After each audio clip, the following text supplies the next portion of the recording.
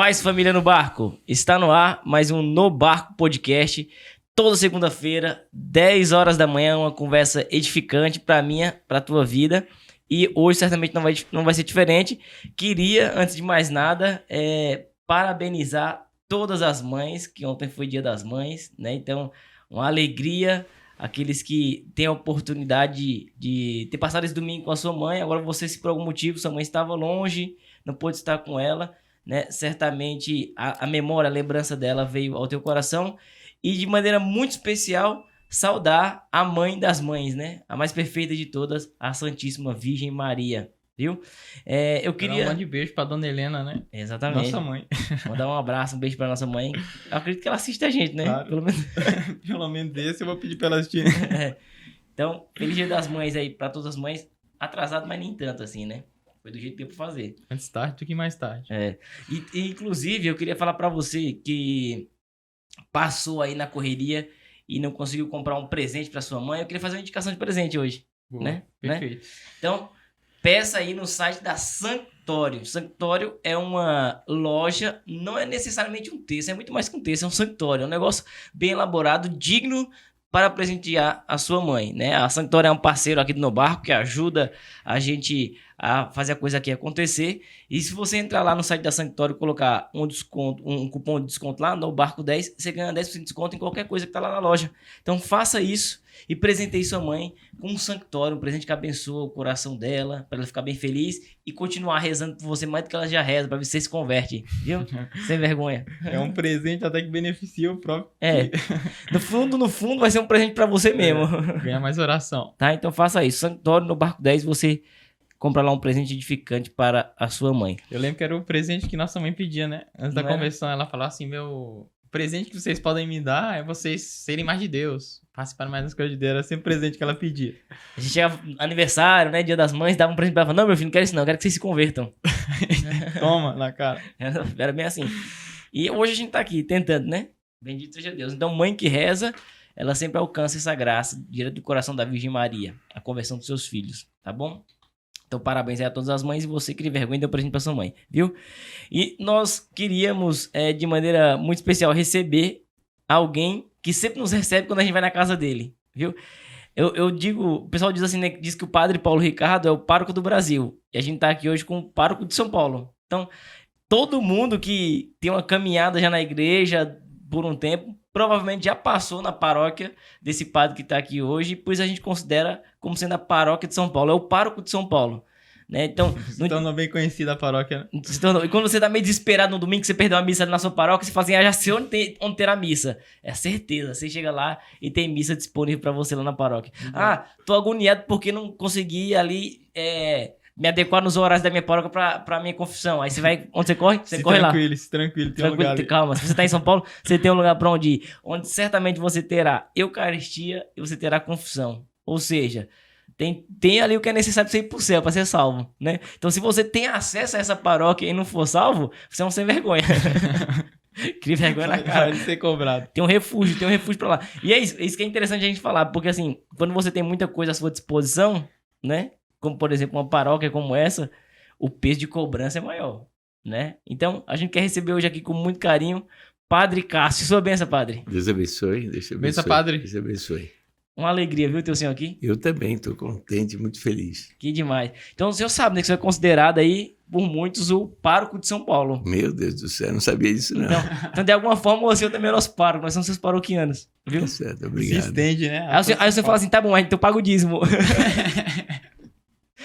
Então, se paga o dízimo lá na Santa Generosa. Então, provavelmente você que está nos assistindo aqui, você é de São Paulo, ou Grande São Paulo, né? Certo. São Paulo, Guarulhos, Osasco. Você conhece a Santa Generosa, você já se refugiou lá e conheceu o Padre Cássio lá, não é isso, Padre? É isso aí. Tem muita gente, na pandemia, muita gente realmente conheceu Santa Generosa por causa da pandemia. Na pandemia, né? Porque praticamente todo mundo estava fechado, todo mundo parado. E eu não sei, uma loucura que me deu na cabeça, eu não conseguia ficar parado, né? E eu não tinha medo, não tive medo da pandemia. E eu sabia que na Europa já estava acontecendo, né, um certo distanciamento, se podia atender as pessoas. Então a gente introduziu na Santa Generosa o procedimento que tinha lá na Europa. E eu comecei a abrir logo 15 ou 20 dias depois, já comecei a atender as pessoas. Depois, um mês depois da pandemia, quando começou a pandemia, que fecharam todas as igrejas, já começou a celebrar missa. Então veio todo mundo, todo de São Paulo, sabia que tinha missa, né? E tinha um critério muito simples para mim que eu tinha usado, que cabiam 50 pessoas na paróquia só, na igreja com distanciamento. Certo. E eu tinha garantido assim, na minha cabeça assim, olha, eu vou garantir que todo mundo de São Paulo que queira missa, eu vou fazer. Eu era meio doido, meio louco, né? Como é que eu posso garantir? Mas o pessoal estava com muito medo da pandemia, não ia. Quem tinha coragem ia. E a gente, então, conseguia fazer. Tinha domingo que eu tinha 10 missas. Então, Nossa. era Foi assim que... Então, todo mundo que queria que arriscar a vida, né? Porque quem estava na pandemia estava arriscando a vida. Então, quem queria arriscar a vida... A gente tinha muito medo na época. O pessoal tinha muito medo, né? O pessoal tinha medo. Então, vinham na Santa Generosa. E aí ficou... Tem gente que vem de várias regiões de São Paulo ainda vai lá na Santa Generosa para se confessar, para assistir uma missa. Então assim. o boom, assim, das pessoas frequentarem lá foi a pandemia. Mas assim, antes mesmo a gente já ia, né? Via muita gente indo. Mas o boom, então, foi na pandemia. Exatamente. Porque fechou tudo e a gente abriu. Continuou abrindo. E aí o pessoal foi, né? Foi. Ficamos conhecidos. Um passou a voz para o outro. E depois a gente entrou nas mídias sociais, né?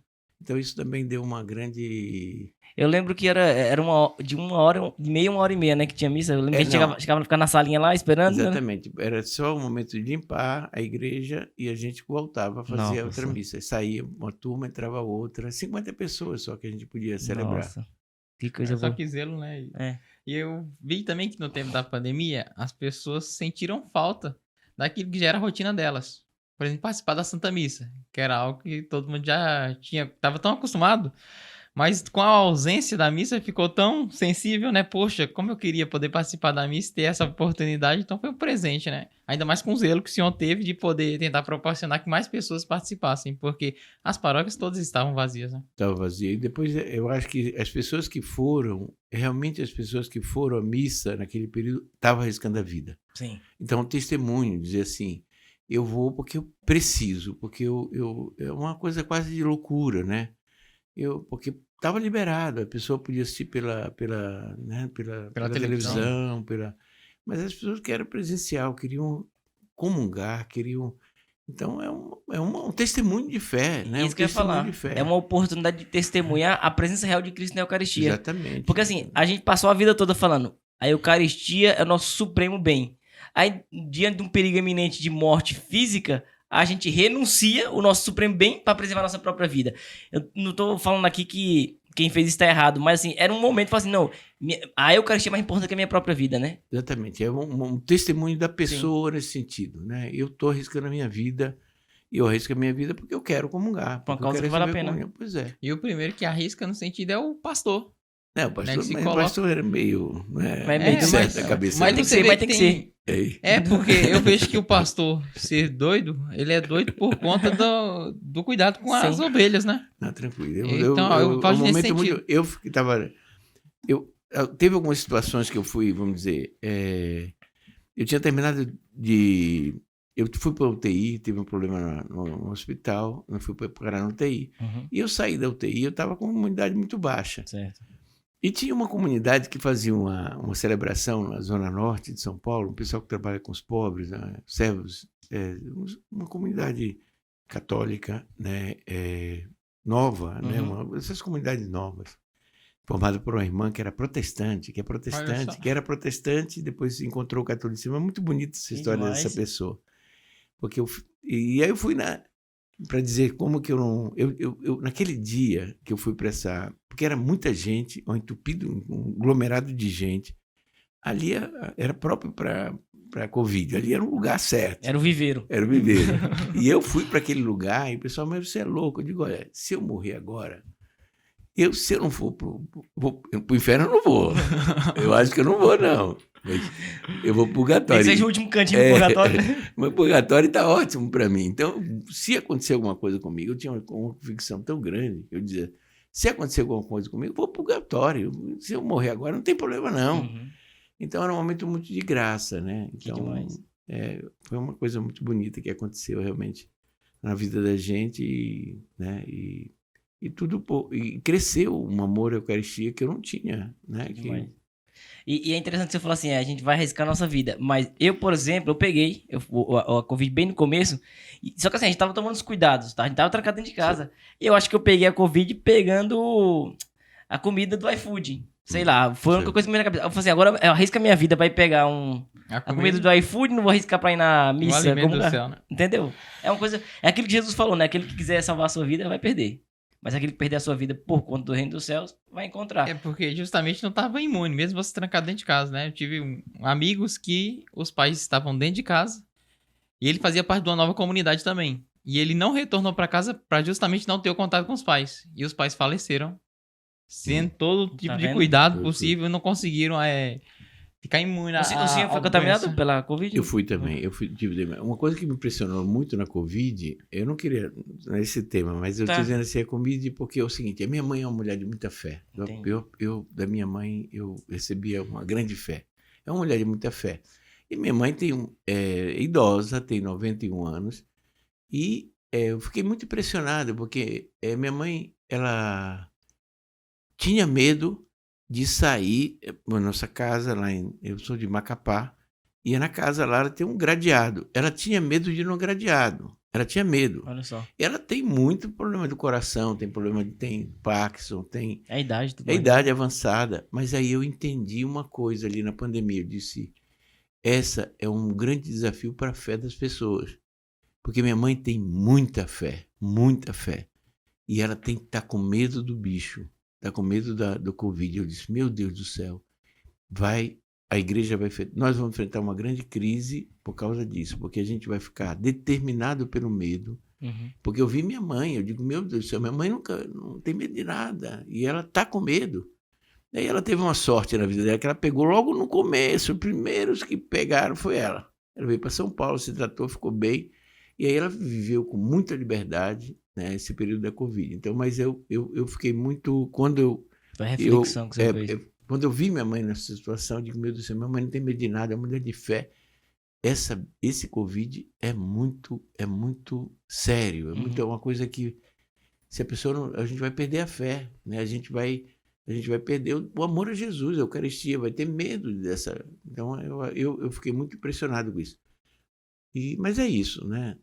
Então, além do impacto social, né, a saúde, esse impacto espiritual na fé também, né? E eu fico pensando assim, que as pessoas, olha, hoje, mas é um outro elemento dessa...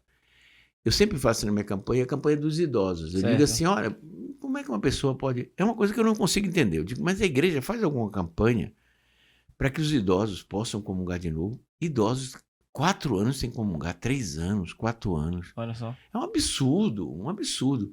Pessoas que comungavam diariamente, que iam à missa diariamente, depois da pandemia, mas é muita gente que ainda tem uma situação que não comunga, não confessa, porque a igreja diz uma vez por ano deve se confessar. Certo.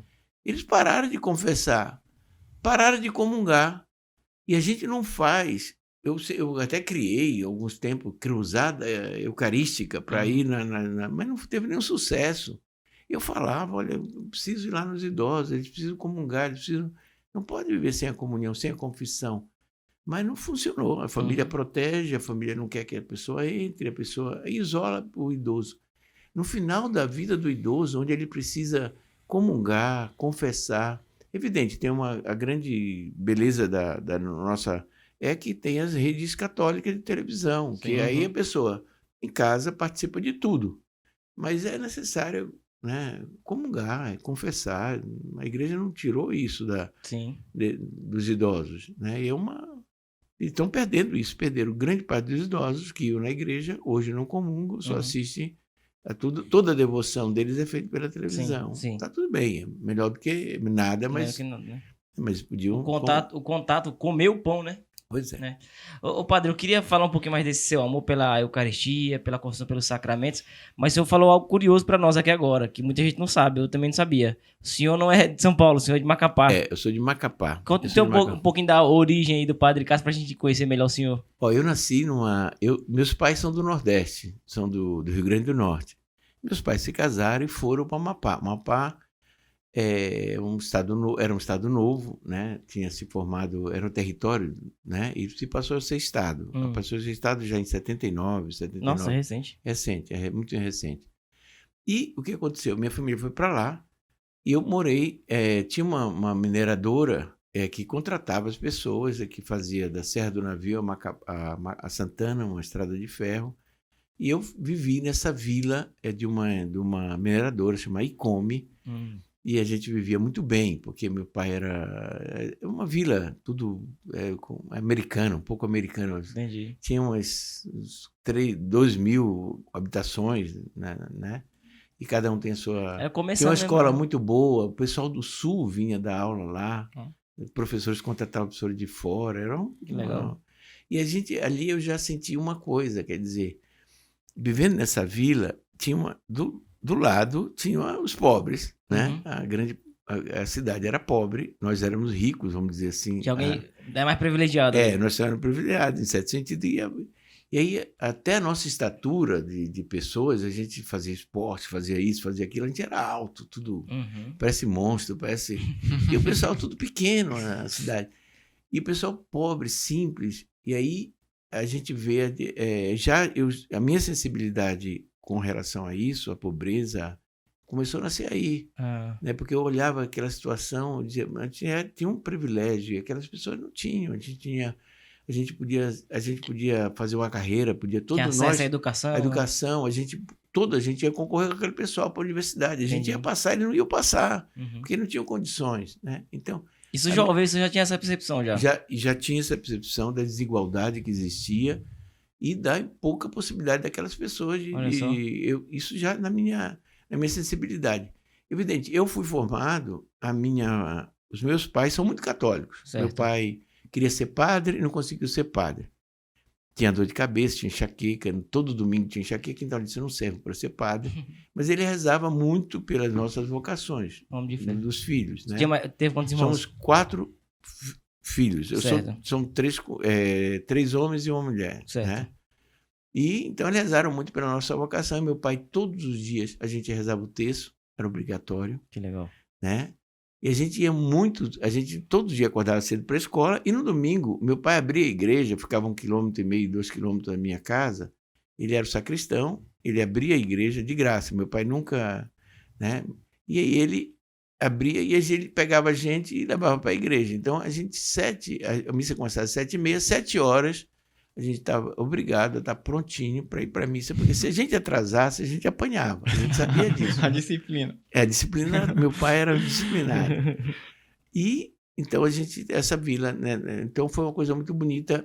Todos os dias, eu sempre digo assim, meu irmão, a gente rezava às 8 horas da noite, mais ou menos 8 horas da noite, 7h30, 8 horas. E acontecia o seguinte, meu pai chamava a gente para rezar. E eu tinha um irmão que era da minha idade, mais ou menos, 2 anos de diferença. E a gente fazia de conta que estava dormindo, roncava. E o papai dizia, vem, Cássio César, meu irmão nome César, Cássio César, vem rezar. E a gente fazia de conta que não ouvia. Na terceira chamada a gente apanhava. Então, eu vou anotar aqui. Na terceira chamada a gente apanhava. E meu pai tem uma característica, ele sempre bateu. Eu apanhava todo dia do meu pai. Todo dia do meu pai. O pessoal fala, você era traquina, era? Não, porque eu apanhava por causa de futebol. É mesmo? Tinha uns campos de futebol bonitos lá na minha... Mas que era proibido, gramado era proibido. A vigilância podia pegar a gente. Então, tem uns gramados bonitos na vila.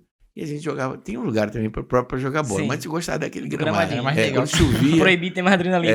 Quando chovia era uma maravilha, que você escorregava assim. E aí, todo dia, meu pai queria estar...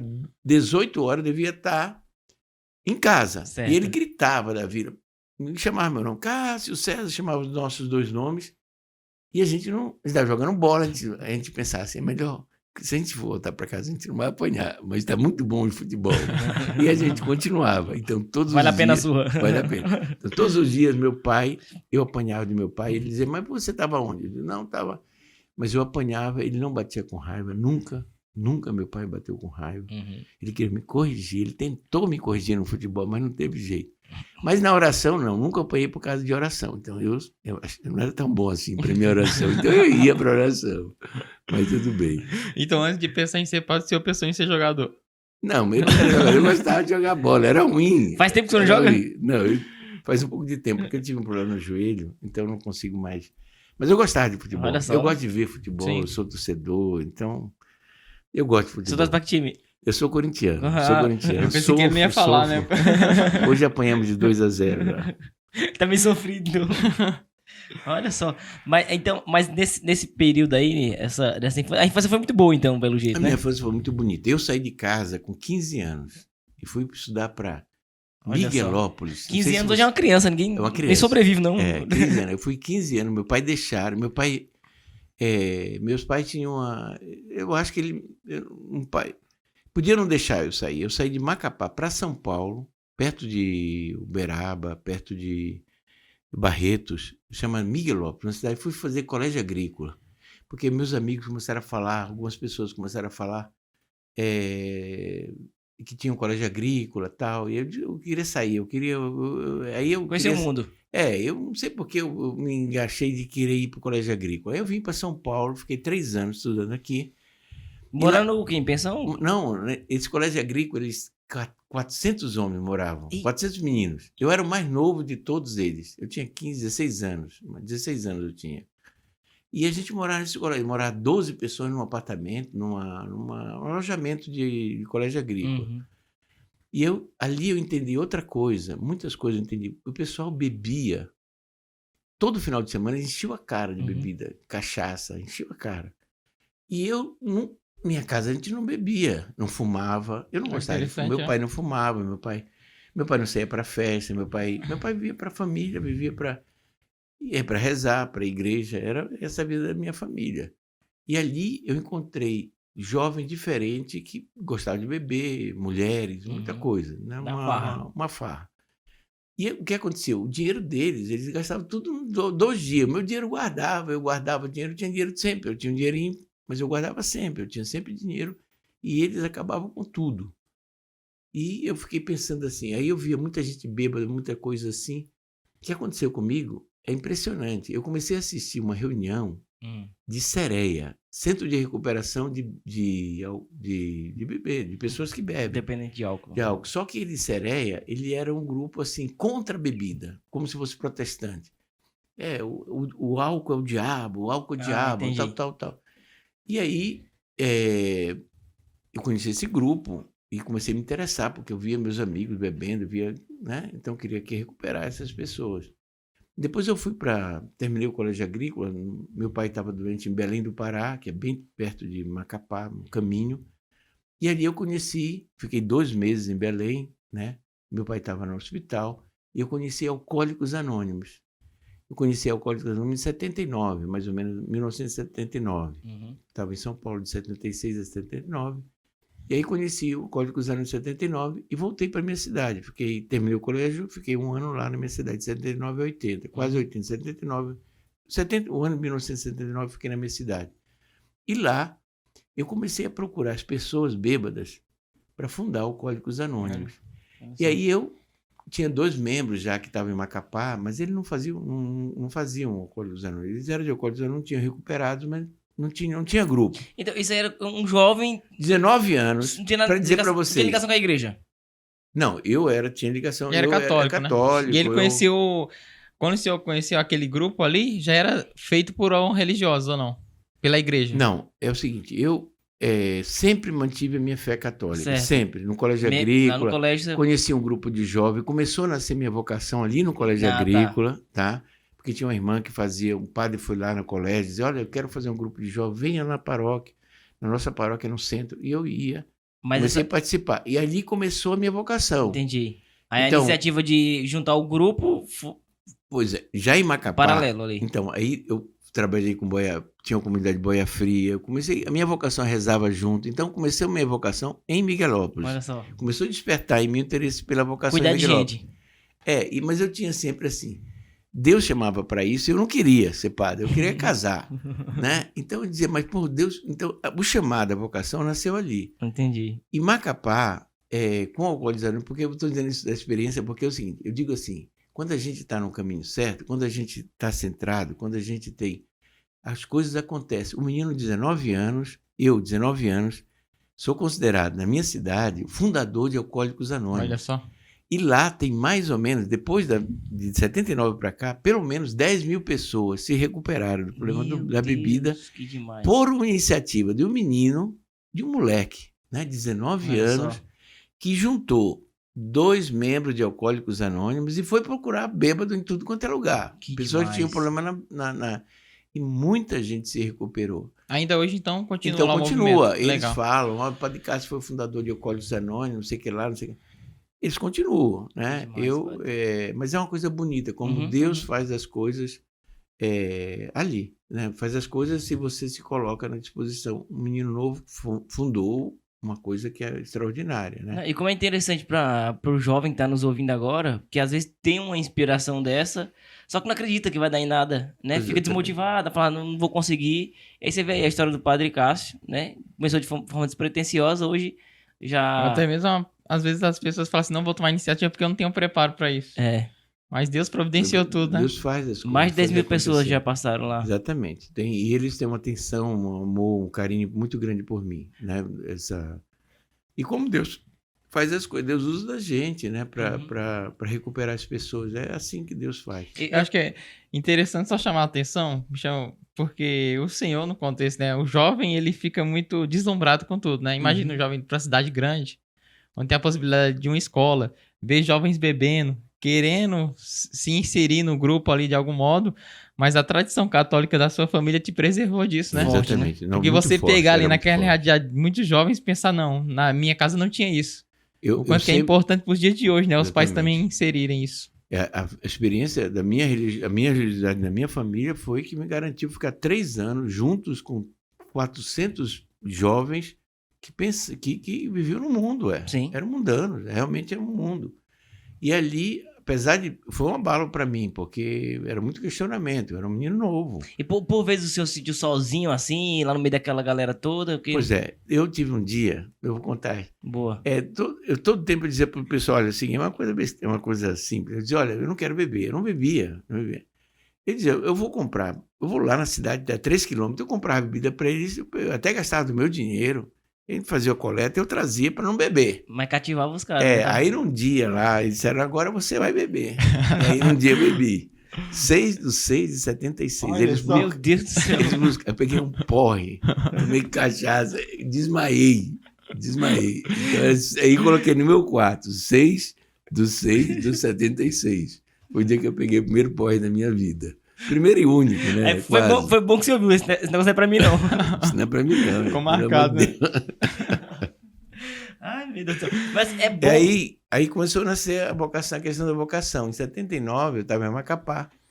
E aí um padre da minha diocese, um padre de Macapá, que era de Comunhão e Libertação, que veio com Marcelo Cândido há muito tempo fazer os hospitais. Marcelo Cândido é um industrial milanês que veio para Macapá para fazer os hospitais, os leprosários lá em... É um homem que tem grau de santidade e está sendo... É mesmo? E aí esse padre Fúvio era do movimento que eu faço parte hoje, Comunhão e Libertação. Eu não sabia que era Comunhão e Libertação. E ele disse para mim, Cássio, em São Paulo tem um pessoal nosso de Comunhão e Libertação. Você não quer ir para lá fazer o seminário? E o meu bispo foi de acordo. Então eu vim para São Paulo, em 80, para fazer seminário em São Paulo, por causa do movimento Comunhão e Libertação. É Comunhão e Libertação? Chama-se Comunhão e Libertação. O fundador dele, do movimento, já é morto, chama-se Dom Luigi Giussani, Padre Giussani. Porque é italiano, Chama então chama Dom, Dom Luigi Giussani. E a intuição de Comunhão e Libertação é o seguinte,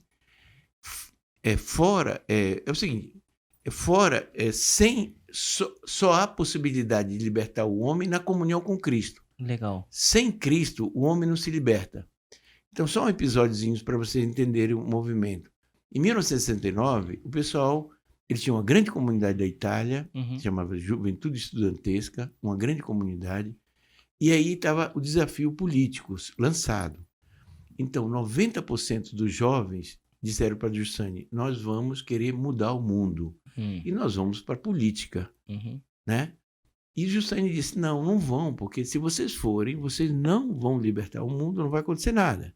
Não vai acontecer nada. Só tem uma possibilidade de libertação do mundo, que é vocês vivam a comunhão em Cristo. Essa é a única possibilidade. 90% foi embora, foi Olha. para a política, se perderam na política, perderam a fé, Provavelmente. mesmo. e só esses 10% permaneceram unidos a Dom Giussani. E o movimento teve uma retomada na história a partir dessa certeza de que só em Cristo o homem pode se libertar. Que demais. E aí a gente enfrentou esse tema aqui em 1980, a teologia da libertação. Sim. E essa briga política e a coisa que tinha, eu enfrentei porque eu vim para um centro onde a teologia da libertação era o centro de tudo. Olha só. Na universidade onde eu estudei, né? Fiz FAI, eu fiz a filosofia, era tudo. E fiz Nossa Senhora Assunção. E ali era o ponto da teologia da libertação. E ali tinha um anseio, todos nós, era da política, porque todos nós fomos influenciados naquela época pela questão política, né? Então eu trabalhei em eleições de sindicato, ajudei sindicato, Olha só. fazia um Pra protesto. linha de frente mesmo. Na linha de frente. Eu, primeiro ano que entrei na universidade, na filosofia, eu já era presidente do centro acadêmico.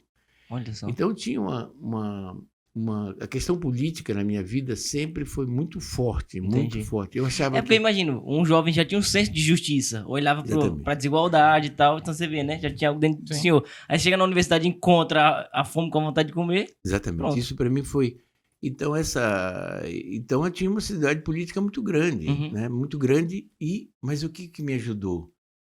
O movimento. Se não fosse o movimento, Olha eu só. teria entrado na teologia da libertação, numa luta política, que não responde, não responderia a minha vida. Não é a essência do evangelho, né? Exatamente. Então, Ô, padre, eu queria Diga. aproveitar e fazer uma pergunta.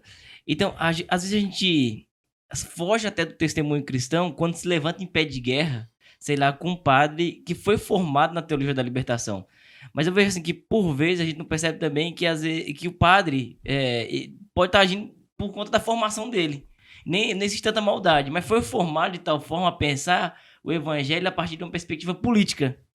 Aí, em vez da gente tentar dialogar, a gente vai pra madeira e não resolve nada.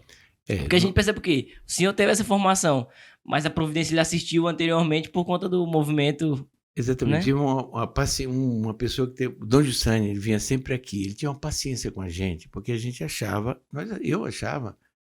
eu achava que eu ia conseguir. O meu projeto era voltar para a Amazônia, libertar a Amazônia. Olha só. Eu tinha um monte de projeto político. Uhum. Tudo bem, né? Mas é verdade que a gente tem que libertar as coisas, mas ou a coisa é feita por causa dele, né? É um testemunho de fé, ou as coisas não acontecem, Entendi. né? Porque a ideologia, ela então tem o seu limite, né? Um homem.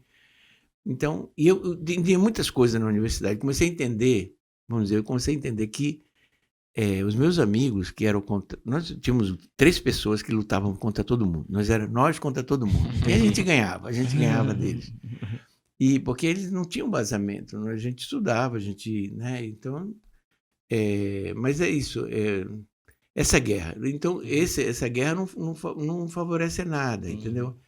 E qual que era o que eu entendi aqui? Eu dizia assim, ó, a minha posição. Eu fui entendendo devagarzinho, mas eu dizia Certo. assim, a minha posição é muito mais libertadora do que a do outro, do que um Entendi. cara da teologia de libertação. Porque o cara da teologia de libertação, o pobre, a pessoa, ele tinha um projeto sobre a pessoa.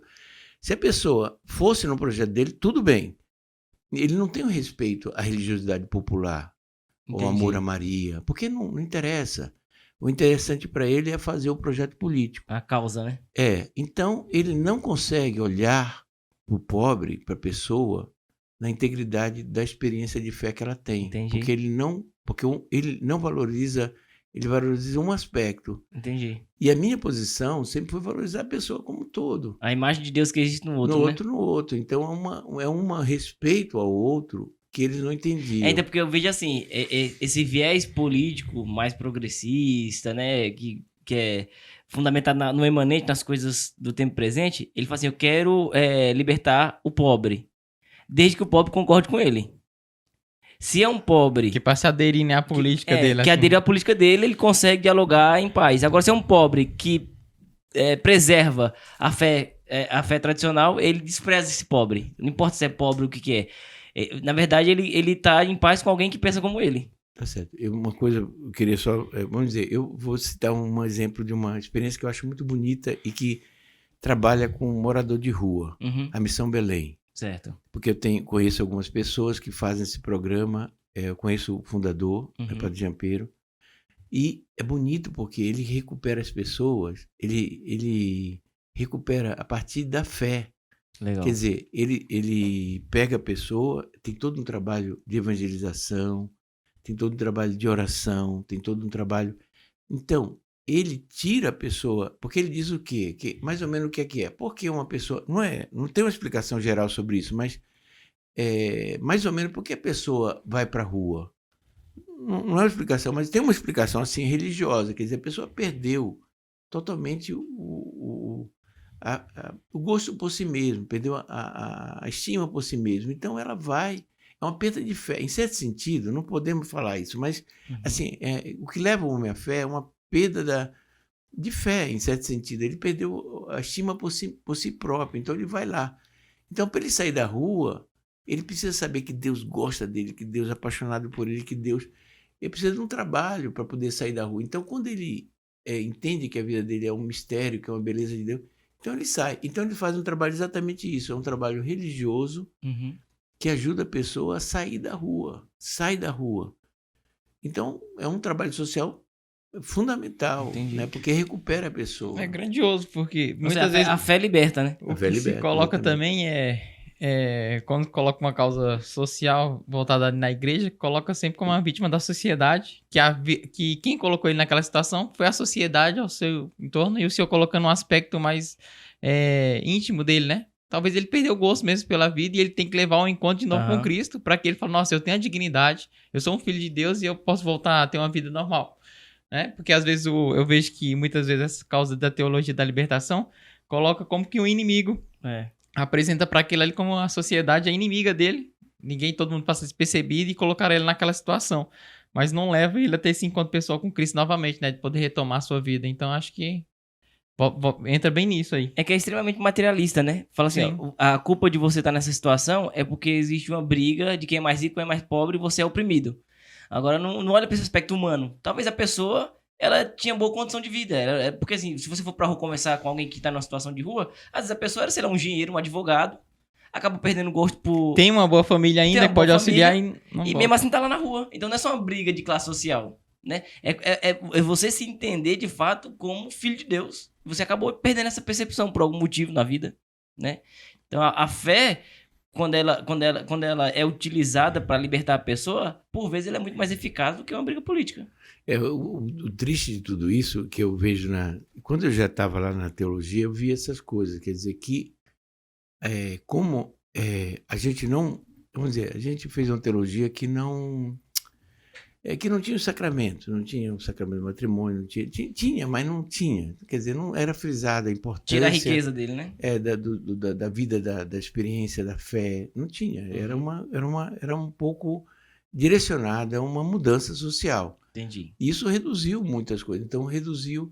E aí eu acredito assim, que a grande crise que nós estamos vivendo hoje, vamos dizer, eu vejo as confissões. Eu grito lá que tem confissão Santa Generosa que 6 horas por dia, 14 horas no domingo. E desculpa, eu e outro padre bom de confissão e bom de missa, a gente dá conta de 9 missas e a gente não pode celebrar mais de tantas missas, mas tudo bem. 2 padres em Santa Generosa dão conta da cidade de São Paulo. Olha tem só. uma coisa errada. Eu sei que tem muitas... Tem o santuário lá de São Judas, que confessa muita gente. Mas eu digo o seguinte, nós estamos numa grande crise. Sim. Uma grande crise. Então, na visão do senhor, era você tá atolado, não tá dando conta. Exatamente. Se as pessoas fossem educadas à confissão, porque é coisa bonita a confissão. Demais. Né? Você faz um pecado grave, porque você é fraco. Você vai lá diante do sacerdote e você recebe o perdão de Deus. Que coisa maravilhosa. Você volta ao estado de graça. Você vive bem. O estado de graça é como se o cara tivesse, não sei, um atleta que está em forma. É um estado de graça. Um atleta que está lá caído é um estado está no pecado. Então, é uma coisa bonita, é uma coisa grande. E as pessoas não... Está lá Santa Generosa, e 2 padres dão conta de tudo aquilo. Às vezes, durante a semana, eu digo, meu Deus do céu, dá vontade de chorar. Puxa vida, a igreja está aberta. Eu estou convidando todo mundo Venha a Santa Generosa que você vai entender. E eu atendo bem as pessoas. Eu acho que atendo bem, eu não trato mal ninguém. E eu digo, o pessoal não vem. Tem uma crise que a gente não imagina. As pessoas não foram educadas para a confissão. Eu chego a dizer assim, se eu vou numa igreja, tá? Numa igreja lá, vamos dizer, eu digo assim, eu estou agora indo para a confissão. Eu sempre faço isso. Certo. Quando o padre deixa eu fazer, eu vou na igreja e digo assim, eu estou indo, depois que eu termino a missa, eu estou indo no confessionário. Quem quiser se confessar, sabe que eu vejo a experiência? Que pouca gente vai. Entendi. Entendeu? E tem medo da fila. Tem medo da fila da confissão. Mas será que o pessoal vai olhar a mim porque eu sou pecador? Mas eu sou pecador. Não tem medo disso, não. Eu acho que em Santa Generosa aconteceu um fenômeno. Ninguém tem medo de fila de confissão. Né? 25% das pessoas, eu calculo que vai. 100 pessoas, quando vai a Santa Generosa, 25 confessa. Olha só. Um quarto das pessoas, 25%, Sim. confessa. Eu sei que eles vão para Santa Generosa para confessar, mas estou dizendo assim, em termos de proporcional, só não bate Medjugorje, porque em Medjugorje 50% vai se confessar. Mas na Santa Generosa, quem entra na Santa Generosa vai para se confessar. Vai assistir a missa, mas ele vai para se confessar. Eu comprovo isso porque da maioria das vezes que eu vou lá é porque eu tô precisando de confissão. E eu sei que eu vou encontrar. Então, aí que entra um aspecto muito importante. Você ir pra Santa Generosa porque sabe que lá vai encontrar. Porque eu já vi que é uma realidade também, assim... Eu sei que tem uma paróquia que eles atendem confissão dia tal. E eu pego e vou pra paróquia dia tal. Só que chega lá o padre saiu. E é um negócio que não tava programado pra ele sair e também não foi avisado em rede social. Porque tá tão acostumado à ausência de fiéis que vão se confessar naquilo que às vezes até o padre... Mas é uma coisa que eu vejo também? Porque eu vejo que é uns horários meio doido. Porque assim, nas paróquias de bairro aqui, por exemplo... Mas eu tô falando isso, sabe por quê? Porque o padre falou assim, às vezes antes, né? Acho que em off ele tava falando aqui, eu tenho que estar lá porque eu tenho que garantir. Entendi. Eu posso chamar outro padre, mas às vezes vem de longe, vai pegar trânsito. E naquele horário programado não vai ter um padre que vai atender o fiel que vai chegar. Entendi. Então o zelo pra que o fiel vá lá e fale assim, não, ali eu sei que eu vou ser atendido, porque eu tô precisando. Legal. Eu caí... Isso podia muito bem resolver essas coisas. Eu digo o seguinte, eu digo sempre, os padres, eu nunca posso falar isso que tem... Não, mas eu digo assim... cada um tem sua particularidade. É uma realidade. O padre podia resolver muito bem sua paróquia. Pode ser em qualquer lugar, eu resolveria. Entendi. Vamos dizer, você celebra a missa no domingo, você celebra 3 missas, vamos dizer que você celebra 3 missas no domingo. Você depois da missa, antes e depois da missa, você atende as confissões. Você fala, estou atendendo as confissões, antes e depois da missa. Eu queria ver se não criaria uma cultura da confissão na Igreja Católica. Duvido. Eu sempre fiz nas paróquias que eu passei 15 anos na paróquia da PUC, vigário. Eu fazia isso. Eu dizia para o meu pároco, olha, cara, o responsável da igreja, vamos fazer um combinado. A gente vai confessar todas as missas. Legal. E eu tinha que, de vez em quando, tinha que chamar ele, olha, tá na hora da confissão, cara. Eu era o vigário, eu chamava ele para confessar, olha, tá na hora de te atender, ué. Nós combinamos um negócio. Então, se os padres fizessem em todas as suas paróquias, antes e depois da missa, no domingo, cara, atende confissão. Então vale a pena. E depois uma coisa que hoje um amigo meu disse assim, Padre Cássio, mas você não é chato atender confissão? Atender muitas horas de confissão?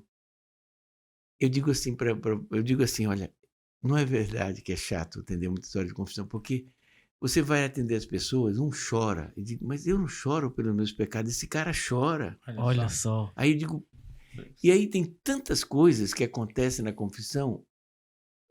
Outra pessoa diz assim, mas daqui a meia hora eu vou cair no mesmo pecado. Como é que eu vou fazer? Vale a minha confissão? Aí você diz, esse cara, a total fragilidade da pessoa, porque daqui a meia hora ele não sabe.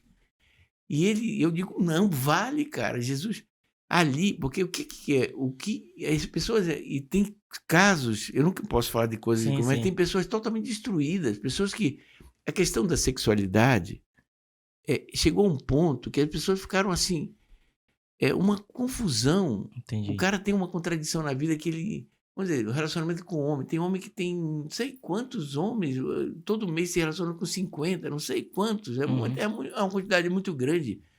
E aí o cara já tem uma desumanidade total, porque é desumano isso, é desumano. Fica animal, né? Fica animal, fica um desumano.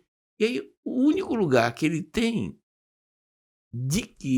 da dignidade dele aparecer é na confissão. Uau. E os padres não entendem isso. Porque o cara vai lá porque ele quer o respiro de Deus, mesmo que seja por um dia, não sei. E aí, eu não tenho nenhum problema, eu te absolvo todos os teus pecados em nome do Pai e do Filho. Aquele cara, naquele momento, ele sente uma humanidade que Deus ama ele como ele é, na miséria. Olha que demais. E aí o cara, meu Deus do céu, essa experiência, por isso o cara volta, porque ele quer dizer, ele quer entender que a vida dele não é a confusão que ele faz todo dia, mas os pensamentos dele, mas ele quer que alguém diga para ele, que o sacerdote diga para ele, eu te perdoo.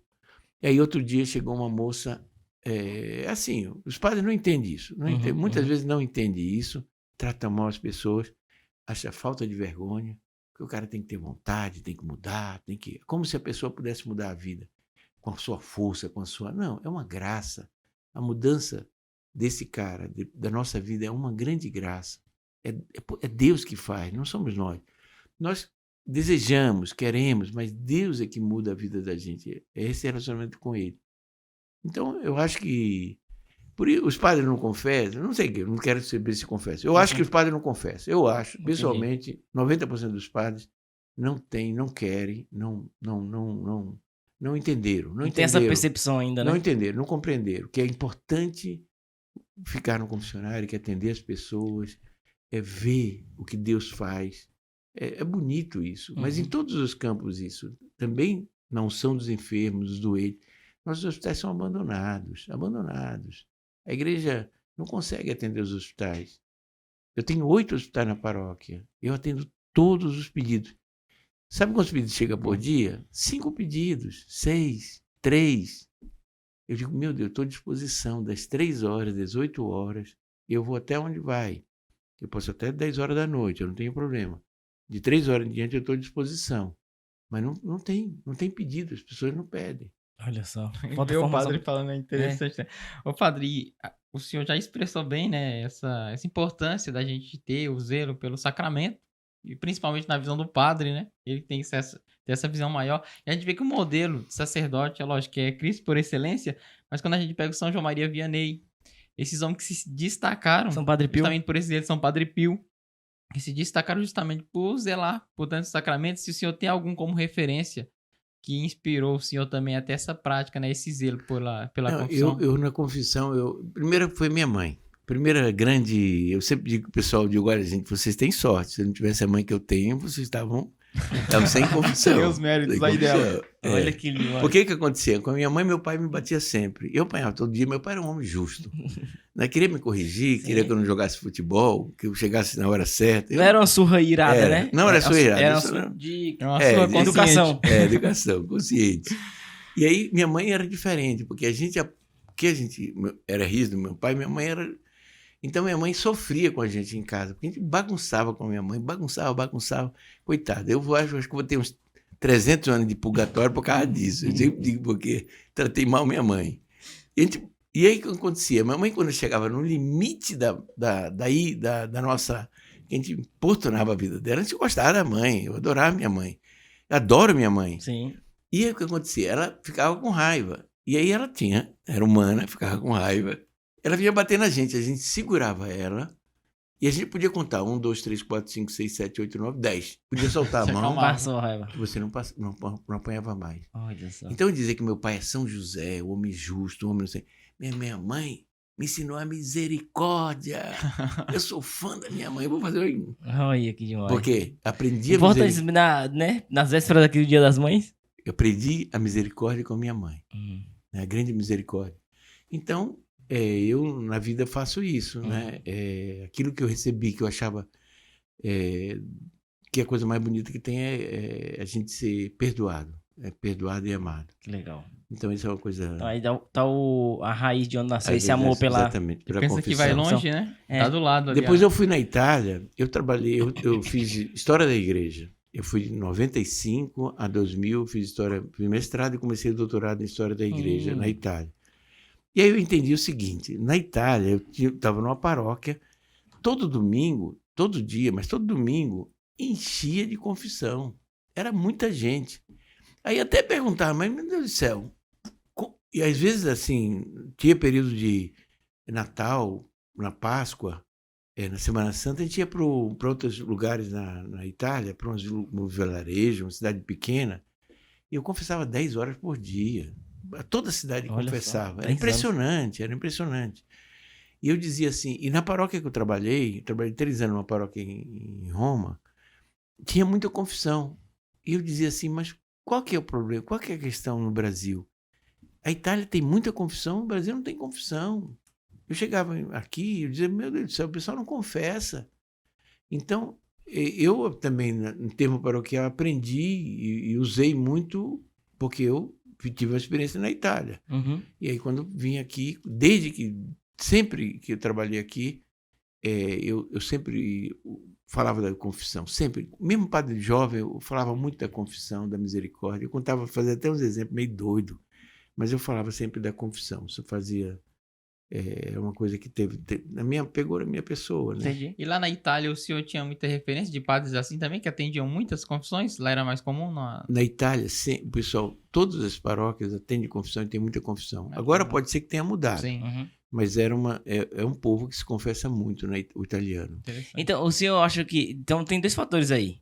O padre que falta incentivar um pouco mais o seu povo, o seu rebanho a participar da confissão, mas também existe uma cultura que nasce nas famílias, os pais educar os filhos nessa prática Exatamente. de frequentar os sacramentos, né? Exatamente. Tem todo esse aspecto. A família não educa isso né? E acontece isso. Acontece essa grande crise que a gente está vivendo. Mas assim, a gente vê o fruto, porque a Santa Generosa hoje é muito conhecida por conta disso. Ainda que o senhor fale assim, é pouco, queria mais, agora se a gente for olhar para o cenário Já geral... os padres novos têm uma outra cultura. Está nascendo uma nova cultura de atendimento. Tá sendo Eu formado tenho um nisso. padre Alisson, agora eu fico impressionado com o cara. É um cara sensacional. E jovem. Jovem, 27 anos. Nossa. E é impressionante, porque ele tem uma clareza, eu fico impressionado. É um cara que veio, era protestante, foi batizado na Igreja Católica, depois encontrou um grupo de escoteiro, e aí foi adventista de sétimo dia. Se tornou adventista de sétimo dia, e aí, quando jovem, encontrou um professor de filosofia, e se tornou católico.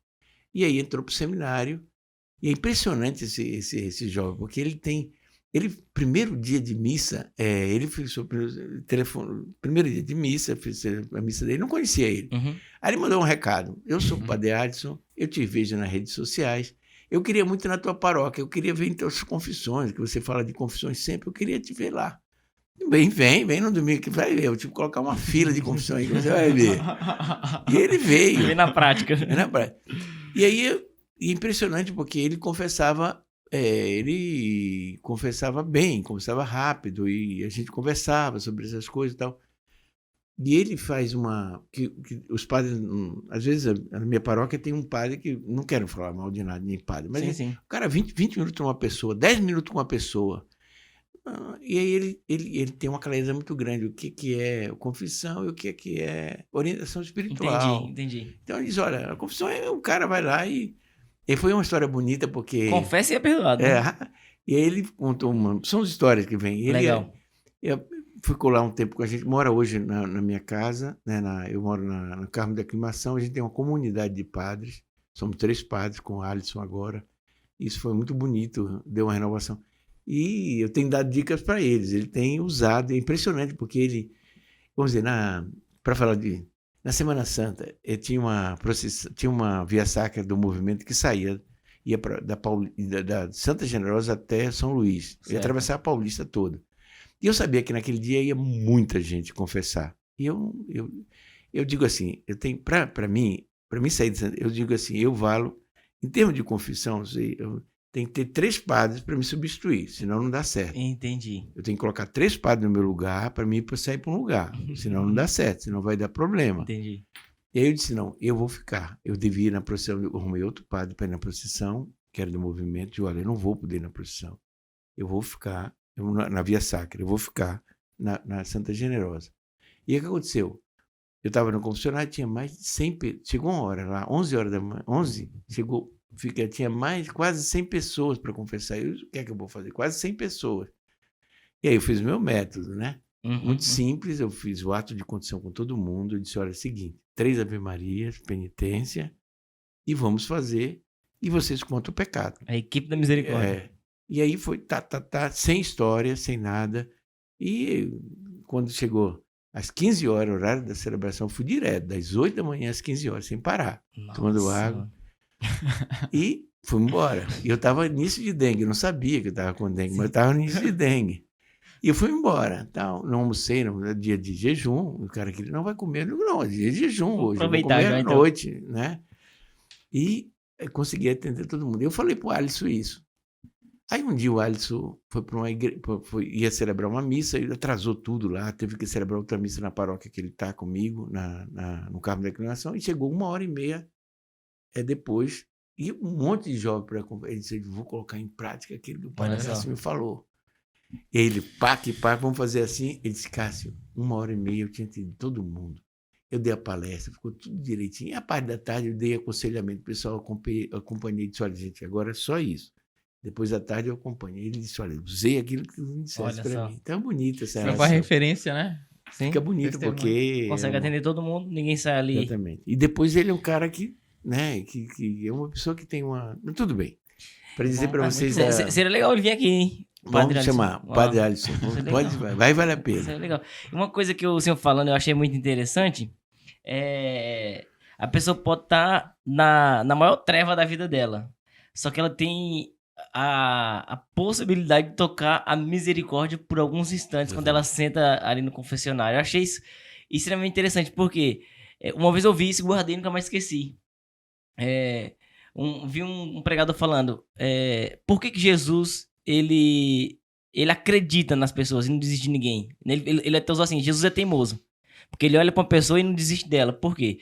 Porque ele consegue ver o que a pessoa é se não tivesse em pecado, por conta da misericórdia. Então, nesse momento ali da confissão, eu vejo que é exatamente isso. É um momento que a misericórdia se manifesta de tal forma que ela pode ser tocada.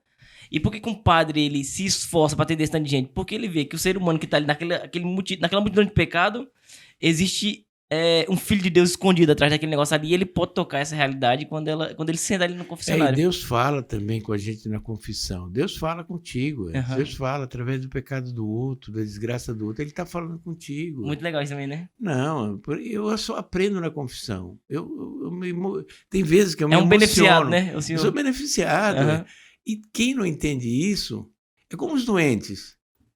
Vou dizer só uma coisa, eu vou contar uma historinha rapidinha de uma coisa que aconteceu comigo. Como que Deus é misericordioso comigo, como ele usa, eu digo assim, eu sou um cara de pouca fé. Eu não tenho muita fé. Eu sou uma pessoa de pouca fé. Mas Deus é tão bom comigo que me dá pessoa de muita fé. Eu vou só dar um exemplozinho. Pode contar que a gente tinha umas histórias, vamos lá. Que eu tenho uma...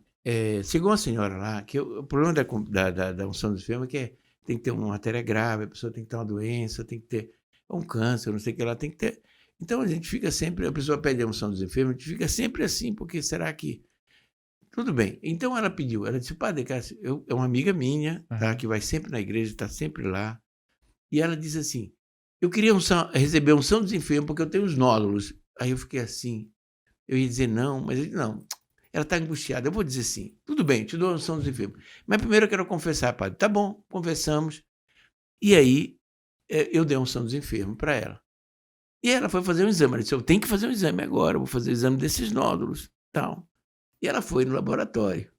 Chegou no laboratório, a mulher que pegou o exame, o pedido de exame, ela olhou para ela e disse, olha, tinha um nódulo aqui, tinha outro aqui, tinha outro... Não estou vendo mais nenhum desses nódulos. Não estou vendo mais nenhum desses nódulos.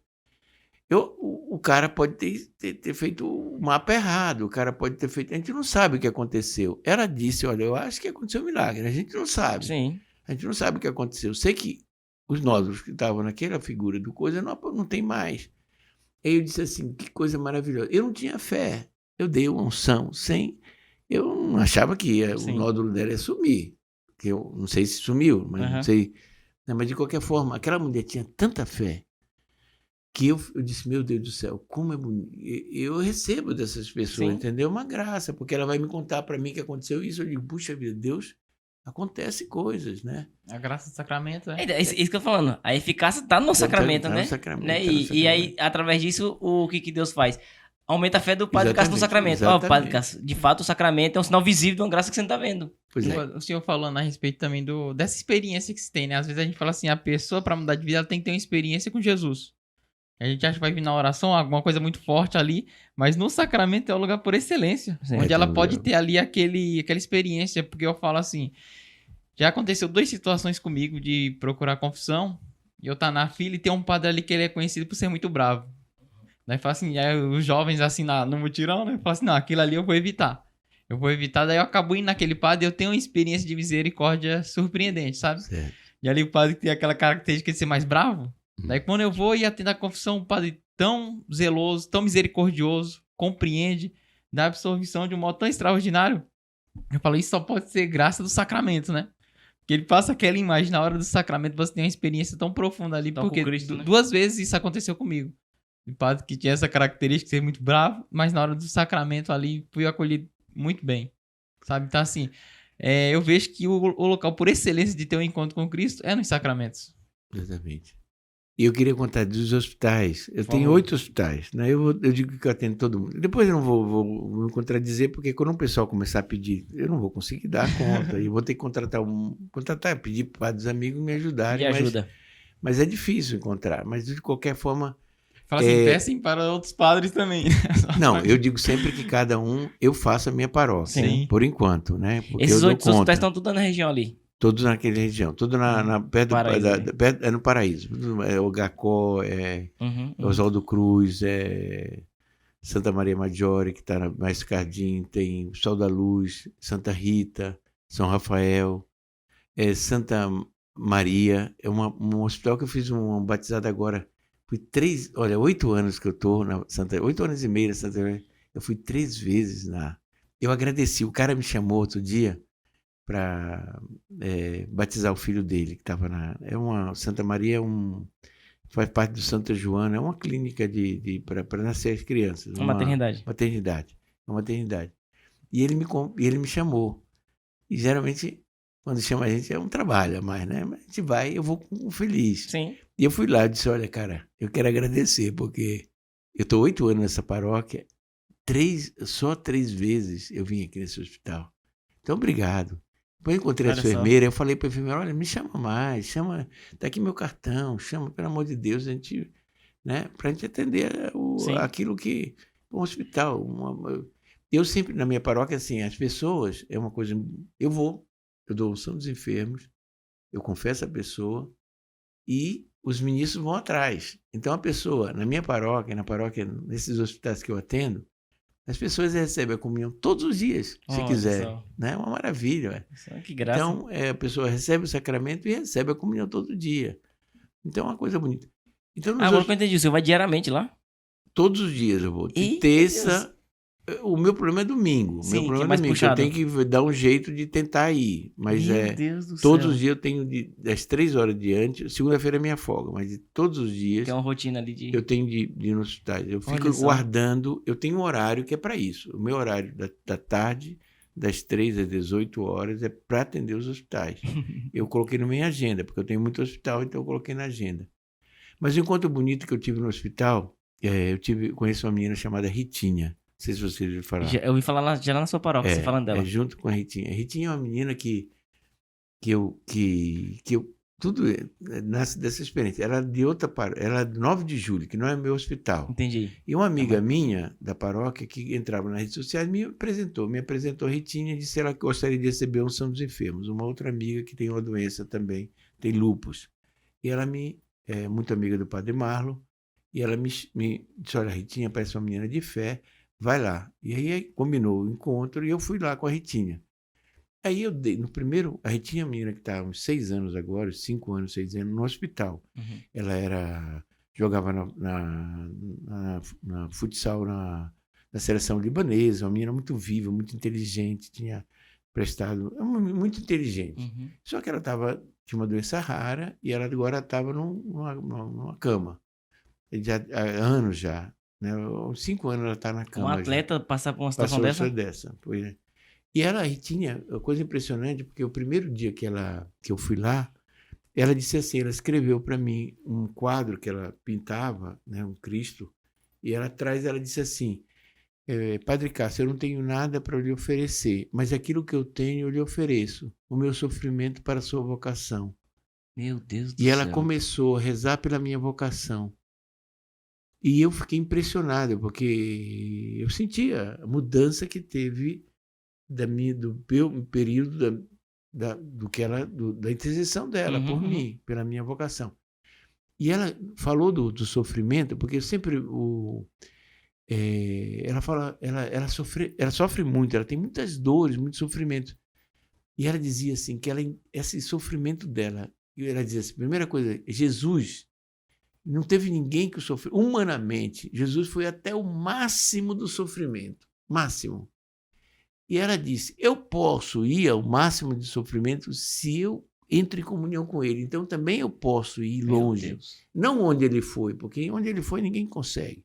Mas eu posso colocar o meu sofrimento na mão dele. Então eu posso sofrer e entregar esse sofrimento para a salvação do mundo. E para a vocação das pessoas. Então, eu faço isso. Então, a primeira vez que eu vi uma pessoa falar do sofrimento, uma pessoa que sofre muito, de maneira super positiva. Entendi. Que serve para... É a missionária. Ela é a missionária da dor, do sofrimento. Ela entrega o seu sofrimento para a salvação das pessoas. Deu um significado eficaz para o sofrimento. E aí, ela recebeu a unção dos enfermos e ela disse assim, padre, o senhor vai trazer sempre o amor da minha vida? Amor da minha vida, Ritinha? Que negócio é esse? O que você está dizendo, Ritinha? É Jesus a Eucaristia, o amor da minha vida, Padre Cássio. Olha só. Você traga sempre o amor da minha vida para mim. Certo? Pode deixar que a gente vai dar um jeito de sempre ter alguém trazendo. Então, quer dizer, com essas pessoas, com esse sofrimento, com essas pessoas que Deus coloca na minha vida, eu digo, meu Deus do céu, como é bonito, como é que o cristianismo é uma coisa fantástica, como é que... Né? É sempre uma via de mão dupla, né? Você vai lá, leva para ela e ela entrega isso pro Senhor. Eu ganho mais. Quem vai aos doentes, porque toda é uma história. Eu digo assim, quando eu vou no doente, eu me comovo com o doente. Eu levo Cristo, eu levo o sacramento, eu levo a comunhão, eu levo, né, o Jesus, mas eu encontro Cristo. Não volta de mão vazia, né, padre? Então, se eu encontro Cristo, eu não vou cansar nunca de ir no hospital, nunca vou reclamar. Se tem gente que me pediu para ir no hospital, eu vou ficar contente, porque eu vou encontrar aquelas pessoas, vou encontrar... Né? Então, o ministério da gente se torna uma coisa fantástica, né? Porque é Jesus que eu vou encontrar, não vou encontrar um doente, mas a pessoa de Jesus ali, com aquela... Então, é uma coisa, né? Uma coisa que corresponde ao nosso coração, né? E a gente cresce com isso aí, né? Encontrando o Senhor sempre. E Ritinha tá no hospital até hoje? Tá até hoje, E é uma menina... E hoje ela ajuda a gente vamos dizer, ela faz o Instagram da paróquia, a gente faz as coisas e ela vai dizendo, ela faz crescer, consultoria, ela faz crescer, né? Lá. Ela diz, olha, Cássio, esse vídeo é bom, pode colocar, pode... E ela incentiva alguns vídeos, ela veio me encontrar agora uma outra menina chamada Annalise. Annalise é fantástica, uma menina de 7 anos, que ela diz, eu sou Annalise, tenho 7 anos e sou católica. Bonito. Impressionante. Então, são tanta gente que a gente começa a encontrar pessoas de fé, né, que vive uma... A Ritinha é uma coisa impressionante. A história dela é uma coisa impressionante, que realmente. Legal. Ô, padre, uma coisa que eu não sei se o senhor tem dimensão disso, mas hoje bem provável que o pessoal que frequenta assiduamente ali a Santa Generosa não está no território paroquial do senhor, né? Não, 90% das pessoas não são do meu território, são gente de fora, tudo de fora, são gente de fora. Os paroquianos meus são tudo de fora. Impressionante. A dimensão interessante, muita gente de fora, muita gente mesmo. Mas não tem... pessoas que frequentam assiduamente mesmo. Tem gente que faz viagem para ir para Santa Generosa. Tem gente que faz viagem, porque sabe que encontra o sacramento, sabe que...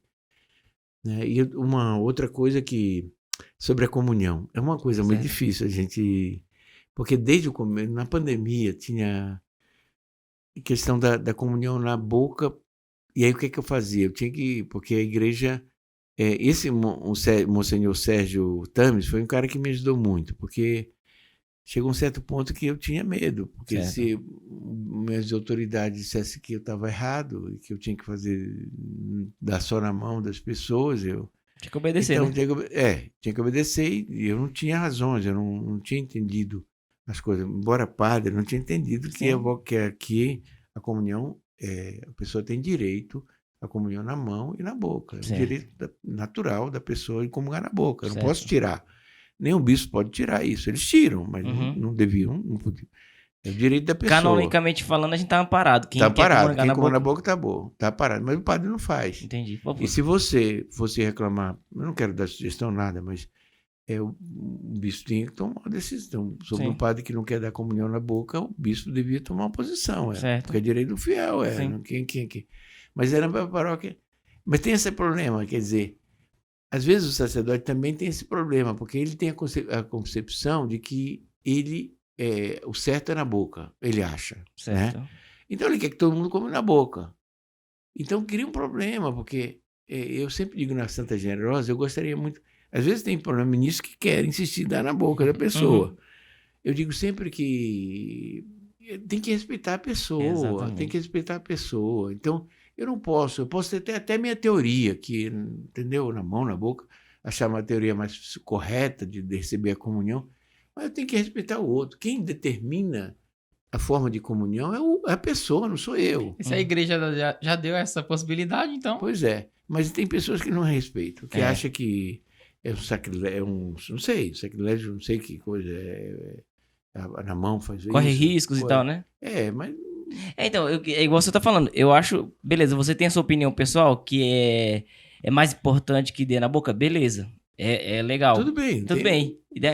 Agora, se você também pensar pro outro lado, não vou dar pra ninguém na mão. Você acaba cometendo o mesmo erro de quem não quer dar na boca. Exatamente. Né? Então, esse é um problema que a gente enfrenta, essa Sim. Generosa, porque... Mas aí a gente resolve, resolve, né? mais ou menos, tenta sair. De vez em quando eu enfrento as pessoas, digo, olha, gente, aqui é assim.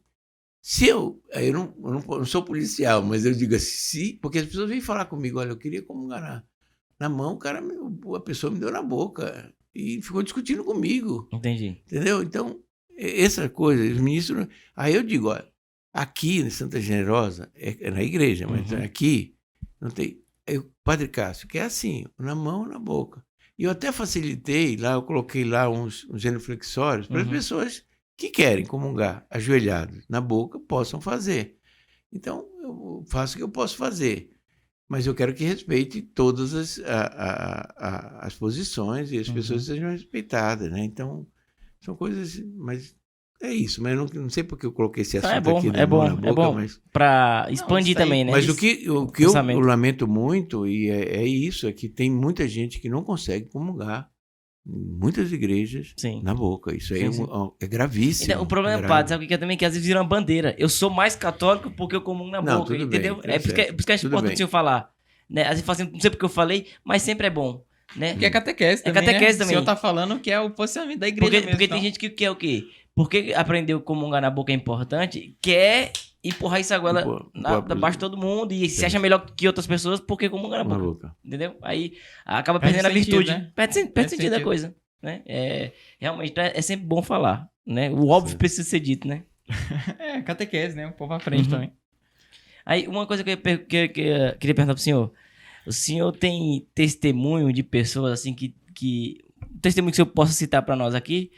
Obviamente, não precisa falar o nome do santo, né? Certo. Mas de pessoas que tiveram um processo grande que o senhor acompanhou, assim, de transformação de vida, justamente porque tinham acesso, né? Sempre que precisaram, de missa diária ali e de confissão. Pessoas que chegaram lá totalmente atormentadas, destruídas na vida e por conta desse ritmo lá da paróquia teve uma transformação. Todos os dias, todos os domingos, eu recebo. É impressionante o agradecimento das pessoas. Essa coisa eu nunca tinha visto em lugar nenhum. Eu vejo em Santa Generosa, vamos dizer, quando eu estou doente, eu fiquei doente no hospital, muita gente rezou por mim, mas muita gente mesmo. Né? Eu senti assim, o pessoal não quer que o Padre Cássio morra. Não quer que o Padre Cássio morra. Vai ser prejuízo. Então, vai ficar, não sei como é que vai. Deus sabe o que vai fazer.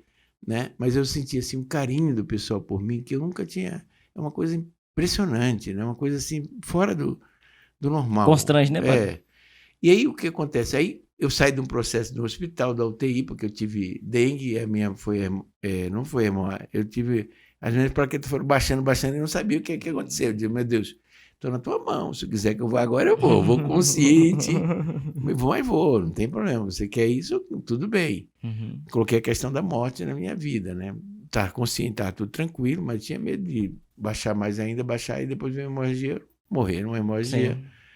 E então, quando eu voltei para o confessionário, é impressionante as pessoas, mas é sempre, não só quando eu voltei, mas sempre as pessoas agradecem, porque em Santa Genebra tem confissões, porque eles podem se confessar, porque é uma coisa maravilhosa para a vida delas.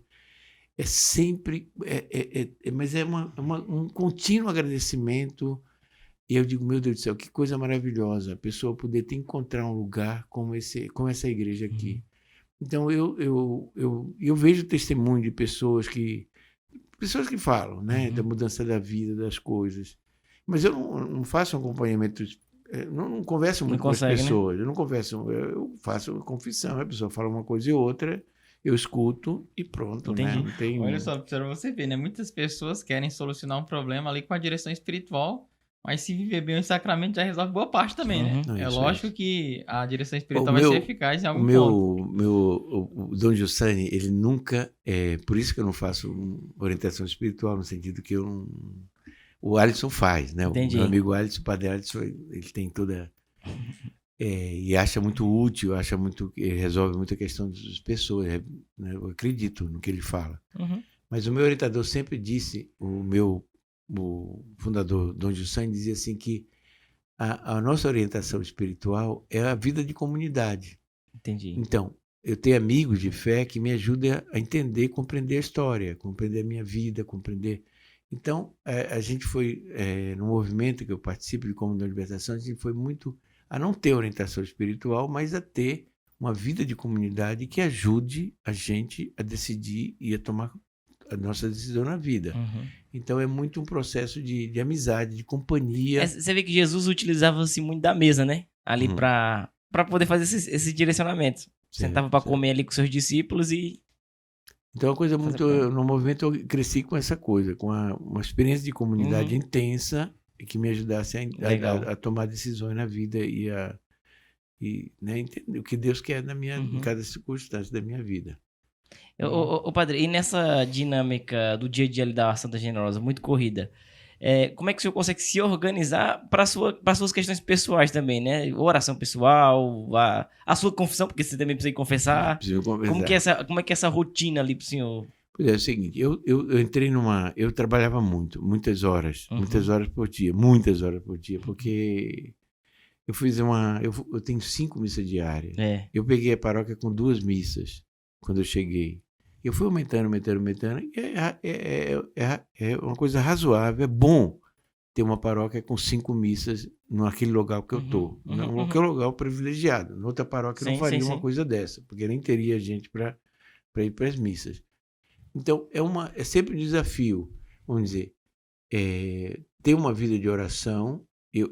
Nesse sentido, eu tenho pecado. Quer dizer, eu sou muito prático, eu corro, e muitas vezes eu deixo a minha vida de oração, né? Isso é um defeito. Silenciar, né? Ficar de ter, fazer adoração eucarística, fazer todas as nossas... Nós temos muita oração. Eu acho que os padres deveriam rezar, mas é muita oração por dia. Então, eu não... O padre diocesano, às vezes, não... vamos dizer, eu vou para um doente, eu estou rezando. Entendi. Eu pego o texto e vou rezando. Estou pensando no doente, estou pensando na... Então, eu tenho uma conexão com Deus muito forte, muito... Mas é lógico, eu preciso cuidar da minha vida de oração, ter mais precisão nesse sentido. Isso aí é uma coisa que eu preciso fazer. E também uma vida... A gente não pode trabalhar 10 horas por dia, né? Então, agora eu estou pedindo a alguns padres me ajudarem mais. Eu quero...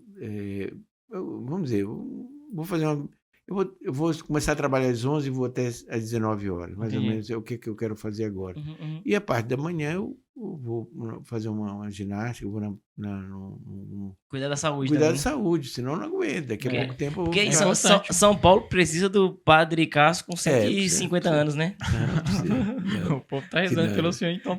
E assim como o Padre Alisson, é bom o senhor também discipular mais padres aí pra adotando esse Essa estilo. prática. Não, vai pegando, as coisas vão cada vez mais, parece impressionante, vamos dizer. Eu fui no encontro da Expo Católica, né? Uhum, Da uhum. Expo Católica. Eu não tinha entendido ainda isso aí.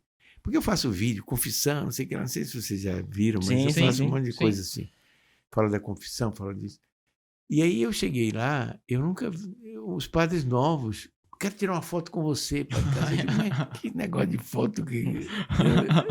E eu digo, mas. E aí eu senti assim que no seminário lá em não sei aonde, a gente fala dos seus vídeos, a gente conversa sobre isso.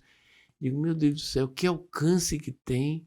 Eu nem imaginava. Né? Não tem dimensão. Então eu tenho impressão, a minha, né, que eu tenho já influenciado, como o Padre Paulo Ricardo, eu nem comparo sim. com isso, mas hoje o Padre Paulo Ricardo é o cara que influencia, vamos dizer, Sim. 70% dos seminaristas novos escutam o Padre Paulo Ricardo. E são influenciados por ele, né? Pela postura dele, pela maneira com que ele entende as coisas, como ele... Então, eu acho que tenho já alguns padres, essa questão da confissão já começou a entrar. Sim, começou a entrar, demais. Isso né? é interessante. Ah, mas é Daí importante. fica conhecido porque é o padre que atende confissão. É uma coisa que era pra ser comum a todos os padres, né? Tudo é normal, Não era devia pra ser ser normal, o dia a dia. De toda a Exatamente, paróquia. Exatamente. O que eu faço na minha paróquia não é nada Assim, excepcional. o que o padre Cássio tem de diferente? Ele atende confissão e celebra a missa. Não tem nada. Esse Eu padre... sempre digo assim, olha, quando o pessoal diz, o Padre Cássio trabalha muito, mas o cara do Uber trabalha 12 horas. Isso que 12 demais, olha só. horas. Eu digo, meu Deus do céu, o cara do Uber trabalha, lógico, ele precisa ganhar o dinheiro dele. Aham. Mas eu tô numa igreja. eu Uma preciso- visão, né? Não, e outra, o padre já não casa. Pra ter mais tempo, né? Exatamente. E já não CLT. Não bate Certo. ponto. Né? Porque Certo. vai fazer o que da vida se não E for? outra, assim, o Uber, o senhor falou, ele tem que trabalhar 12 horas pra ganhar o dinheiro dele. É. E o senhor tá ganhando almas, né? Ainda é algo Não, muito mais pois valioso. Pois é, isso exatamente isso que eu perdi. O Uber trabalha 12 horas. Por que eu não posso trabalhar 12 horas? Eu sei que ninguém devia trabalhar 12 horas, mas assim, por Cristo, a gente devia se mover, Então, eu digo sempre, Santa Generosa é uma paróquia normal. Sim. Toda paróquia devia ser como Santa Generosa. Tem muitas horas de confissão. Porque o que o padre tem que fazer? O padre tem... O que tem que fazer? Celebrar a missa, não é isso? Aham. Tem que confessar, tem que ver os doentes, tem que procurar, tem que dar unção dos enfermos. Aham. É o trabalho do padre. Imagine se eu sempre digo assim, se eu fosse Uber e eu não gostasse de dirigir, o Uber tem que fazer o quê? Dirigir, pegar passageiro, tal. Se eu fosse Uber e não gostar de dirigir, aí seria mal. Ia dar O cara ia sofrer muito para Aham. trabalhar em Uber. Mesma coisa o padre. O padre precisa gostar de celebrar a missa, precisa gostar de Aham. celebrar a missa, precisa gostar de atender os doentes, de dar unção dos enfermos, e precisa gostar de confessar.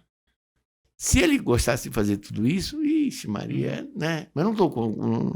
Não, mas falando assim, de certa forma, você fala assim, é muito tempo, mas realiza também, né? Porque você se tornou padre pra quê? Então tipo assim, a pessoa que estudou a vida toda pra ser médico, o que mais realiza ele? Ele atendeu os pacientes, né? Um cara que passou a vida dele toda ali, treinando pra ser um jogador de futebol, quando é que ele tá realizado? Quando ele tá jogando bola, tá dentro do campo. E um padre, ele deveria se realizar por estar fazendo aquilo que No estudou pra trabalho fazer, dele, no trabalho. né? Eu sei que tem muito padre que estuda muito, né? Eu não sou... São chamados específicos também, né? Tem pessoas que estudam tudo, mas tudo bem, mas precisa dedicar, né? Precisa dedicar tempo a atender as pessoas, a acompanhar, a confessar. Eu acho que é isso. A Santa paróquia Generosa é vive normal. isso, né? A paróquia vive isso, né? isso Que tem aí. um padre ali que Eu não sei se tem alguém aqui que ainda não conhece a Santa Generosa, né? Provavelmente você que não é de São Paulo não vai conhecer. Mas só Ou pra... vai, né? Quando vir por aqui. Quando vier em São Paulo, vai lá visitar a Santa Generosa, que provavelmente quando você chegar lá vai ter missa ou confissão, né? O horário que você Sem chega. dúvida. Aí eu queria... Então fala aí só pro pessoal saber aqui, o que tem lá a Semana da Santa Generosa, pra quem ainda não conhece. Como é que é? Como é que é a Semana Santa Generosa? A gente tem alguns dias assim. Na quinta-feira, nós temos a adoração ao Santíssimo. Perfeito. O dia inteiro, Uhum. tá? Depois de cada missa, tem a bênção do Santíssimo e a pessoa tem sempre confissão.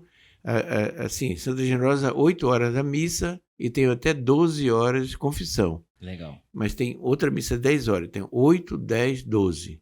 Então tem confissão das 8 às 12. Mas o padre que celebra a missa das 10, ele celebra. Então não tem 10 horas, não tem. Se a pessoa chegar 10 horas, não vai encontrar padre para confessar. Certo. Vai encontrar depois da missa. Entendi. Porque aquele que. Não dá para ter 2 padres. Entendi. Sim. Economicamente Então, a parte da manhã tem 3 missas ali. Tem 3 missas, 8, 10, 12. E tem confissão. Certo. A hora que ele chegar, antes e depois da missa, vai ter confissão. Uhum. Vai ter confissão.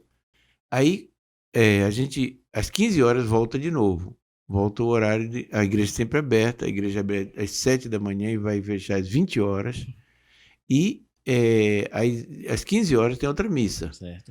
E aí, logo após a missa, tem confissão até às 18 horas. Às 18 horas tem uma missa e depois da missa, das 18 horas, o padre tem que ficar atendendo até 19 horas. Então, praticamente a gente tem confissão das 8h30 até 19 horas. Com intervalo de 1 às 3 horas da tarde, que a gente não coloca ninguém, porque ninguém vai. Se as pessoas começassem a ir, começassem a encher, eu enchia todos os horários com padre, com confissões. Mas Não tem tempo É quase um mutante. Não, é lógico. Se demais. Eu acho que ele se compromete aqui, ó. Não, é verdade. Se chegar às 19 horas, eu estou abrindo horário até 19 horas de confissão. Se até 19 horas, depois de 19 horas ficar gente para confessar, a gente vai abrindo espaço. Eu não tenho problema. Se lá de São Paulo for lá até meia-noite, não tem problema, vai ter meia-noite. Tô vivo, tem saúde, né? Não, mas tem que ter gente, senão eu não vou abrir um horário para ninguém. Tem um horário de conselho e fala assim, não falo nada não, se aparecer alguém eu confesso. Não divulga não. Então, peraí, durante a semana... Aí então, temos quinta-feira, todo dia tem o terço, não é muita coisa que tem em Santa Generosa, tem, às 11 horas tem o terço, e o rosário, e o terço e o... Ofício? da misericórdia. Tá? Então temos texto da misericórdia. Tem o texto da misericórdia às 11 horas. Às 12 horas a missa e o padre está tendo confissão lá. O povo está rezando, mas o padre está tendo confissão. Mas são 5 missas todos os dias da semana? Todos os dias. Todo dia 5 missas. Depois no sábado a gente tem... Então, a devoção a Nossa Senhora é sempre o terço tem todos os dias, de segunda a sábado. 11 horas tem terço de Santa Generosa. Depois tem, no sábado, é o dia, então na quinta-feira é bênção do Santíssimo, e a pessoa, essas coisas, eu aprendi em Santa Generosa, a pessoa fica meia hora no Santíssimo, ela consegue indulgência plenária, todo dia, todos os dias, você diante de ficar meia hora, tem que confessar, comungar, né, e rezar pelo Santo Padre e o Papa, uma Ave Maria, um Pai Nosso e um Glória. Então, aí na sexta-feira, nós temos, toda a primeira sexta-feira do mês, nós temos nós temos bênção do Santíssimo em todas as missas. Certo. Depois da missa, terminou a missa, o padre dá a bênção e expõe o Santíssimo na sexta-feira. E toda a primeira sexta-feira do mês nós temos procissão do Santíssimo na Paulista. Um desafio. Eu vou até ler no direito se pode fazer procissão toda sexta-feira, se não pode, mas eu não sei, né? Mas eu faço. Se pode ou não pode, não sei. Vai lá, pessoal, participe. É melhor não descobrir, então, padre. Eu vou procurar. É melhor não descobrir. Então, a gente vai, toda sexta-feira vai até o Santa Catarina e volta. Nós entramos já no shopping com o Santíssimo. Então, isso que eu ia falar, que eu já vi um vídeo seu lá no Pátio Paulista, não foi? Entramos no Pátio Paulista. Né? Chegamos no Santíssimo e aí, eu já fiz pedido já outras vezes para ir no pátio. Eles não dão autorização. Eles não dão. Mas, então, o que é que eu fazia? Mas também não proíbe não, né? Não, você tem que pedir autorização. Certo. Você devia pedir autorização. Para entrar no Shopping Paulista com a procissão, a regra é pedir autorização. Certo. Eu não sabia dessas coisas, então, no começo, eu ia, aí eu chegava lá na porta do shopping, aí eu dizia assim pro cara, olha, nós não vamos fazer bagunça, nós não vamos gritar, nós não vamos nem rezar. A gente vai passar com o Santíssimo em silêncio. A gente vai fazer... Aí o cara telefonava para um, rapaz, vocês vão passar vergonha, vocês vão deixar a gente entrar. Aí os vigilantes autorizavam. E a gente foi com o Santíssimo, Caladinho. entrou, até rezamos. Aham. Fomos entrando e tal. E o pessoal se ajoelhava, a gente É mesmo? abençoava. Uma coisa Bonito. impressionante. A primeira vez que eu entrei, depois eu entrei com Nossa Senhora também. Encostei lá e disse, olha, eu quero entrar. Eu quero entrar não, eu não sou... É o evangelizador. Não, demais, né? eu disse, olha, deixa a gente entrar, não vou fazer nada, vamos só passar com Nossa Senhora. E a gente fez 2 vezes. Agora eu tenho um projeto que eu lancei agora. Eu disse assim, olha, gente, é o seguinte, eu até só tenho um vídeo agora sobre isso. É o seguinte, eu estou aqui no Metrô Paraíso, eu queria muito fazer uma procissão, quer dizer, uma procissão, saindo de Santa Generosa com Nossa Senhora, e a gente vai até Nossa Senhora de Fátima, no Sumaré. A gente vai do Metrô Paraíso até o Metrô Sumaré. O metrô, também ele chama metrô, além de Sumaré, é Nossa Senhora de Fátima. Certo. E aí a gente vai para Nossa Senhora de Fátima. Eu queria muito. Eu digo o seguinte, a torcida do Corinthians vai para o Itaquerão, e pode ir para o Itaquerão, e ninguém reclama. Uhum. A torcida do Palmeiras vai para o Parque Antártico, que tem outro, Allen Park. Aliança Parque, né? Aliança Parque. Parque Antártico, para mim é mais fácil. É no Parque Antártico. E os devotos de Nossa Senhora não podem ir de Santa Generosa. Eu vou fazer um pedido para o diretor do metrô. Boa. E eu vou fazer o seguinte, eu vou até fazer um negócio, vou fazer uma procissão em silêncio. A gente vai entrar com Nossa Senhora no metrô, não vamos rezar o texto para não atrapalhar ninguém, mas a torcida do Corinthians e a torcida do Palmeiras grita, viu? Isso eu sei. Mas nós não vamos gritar. Será que eles vão deixar a gente ir? Então eu vou fazer esse pedido, vamos ver. Tem um amigo meu que trabalha no metrô, ele vai passar quem é o que devo pedir. Eu vou fazer esse pedido. Mas é bom levar esse argumento, hein, padre? Não, eu vou Tem que dizer levar. para ele, a torcida do Corinthians vai pro Taquerão, né? Aham. Grita. Mas nós não vamos nem gritar. Mas hein? o senhor convida a gente, que a gente quer ir, viu? Vamos sim. Com Quando certeza. eles liberarem, a gente vai colocar na rede, olha, vai ter a Perfeito, procissão. Quem Porque quiser eu ir. fico imaginando, é assim, é claro, primeiro vai ser em silêncio, mas já imaginou uma adoração lá dentro do metrô, 5 horas da tarde, velho? Legal, né? Mas é muito bom, um modo de evangelização. Não, porque tem uma sensacional. mentalidade de que os lugares públicos não podem, É. o religioso não pode entrar. Nós somos religiosos, nós temos direito, nos lugares públicos também, de expressar nossa fé, sem atrapalhar a vida de ninguém, mas Certo. manifestar nossa fé nós podemos.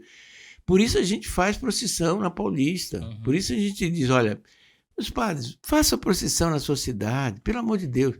Quer dizer, negócio de, o Papa Francisco que fala, né? Igreja de saída, é uma igreja que é visível, uma igreja O que que é... significa sair desse não isso, né? É. De testemunhar a fé, Pois né? é, testemunha a fé. Ô, padre, e nenhuma dessas suas evangelizações ali na Paulista, a gente sabe que a Paulista é um ambiente, vamos dizer, bem hostil, assim, no sentido de que tem pessoas que pensam de tudo.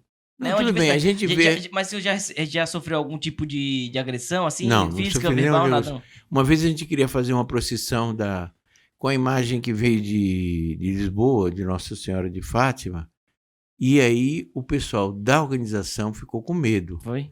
Ficou com medo porque eles diziam, os vândalos vão lá, quebram a imagem, o protestante, eu não sei, né, uma violência assim. Então, e a imagem... Tem um então, significado importante lá. tem poucas imagens no mundo inteiro.